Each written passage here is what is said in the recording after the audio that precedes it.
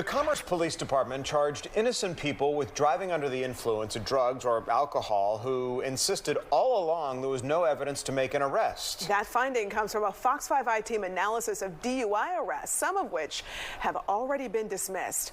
Fox 5 team reporter Randy Travis says the chief was made aware of the first case nearly a year ago. Randy. Right, Courtney and Tom, these people did not have any drugs on them or smell like they've been drinking. They were pulled over on minor traffic violations, with the officer deciding he could tell they were under the influence, despite some obvious signs suggesting otherwise. Thought I was coming down here to have dinner with my friends, listen to some people sing some karaoke, and then go home. You been drinking tonight? But apparently he had other ideas. It had been more than 3 hours since Aaron Cash says he had any alcohol that night last April. Commerce police officer Cody Wood said Cash crossed the center line as he drove away. We can't confirm because the city said the dash cam video was lost during a transfer to a new system. 7, 8, 9. But it's clear from Wood's body cam, after putting the 22-year-old through a series of tests and looking into his eyes, he thought Cash was drunk. Are you sure you only had one beer and one shot? Yes, sir. Because that's not what I'm seeing. But Officer Wood failed to put in his report something he did see: the results of a breathalyzer field test to detect alcohol.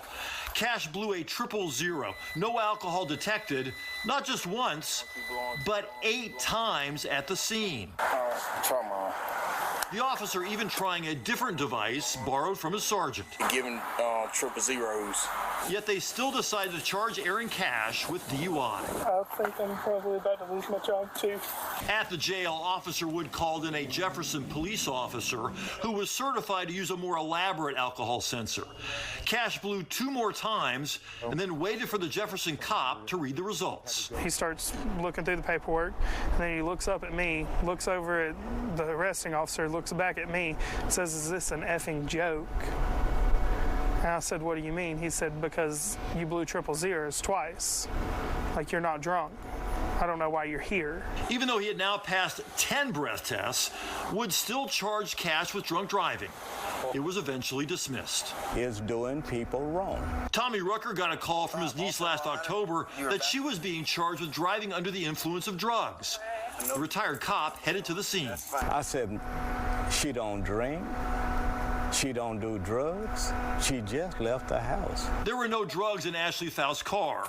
Officer Wood determined she was impaired because he decided she failed the field test, noting in his report her eyelids had tremors throughout one of the tests. On January 8th, her blood test results finally came back, all clean, no drugs, and the city dropped all charges. That's when Commerce Police put Officer Wood on paid leave and started looking at all of his DUI cases. We did as well and discovered that he made twice as many DUI arrests last year as all the other Commerce police officers combined. No one from Commerce would sit down to answer our questions. In a written statement, Police Chief Ken Harmon said he's also reviewing the actions and involvement of other officers to ensure compliance with departmental policy. Aaron Cash tried to tell the chief. He did. You tried to tell the chief. Yes, I did. And yet this officer remained on the force. He did. It's the first time I've tried to use it. Wood was never disciplined after the wrongful DUI arrest of Aaron Cash last April.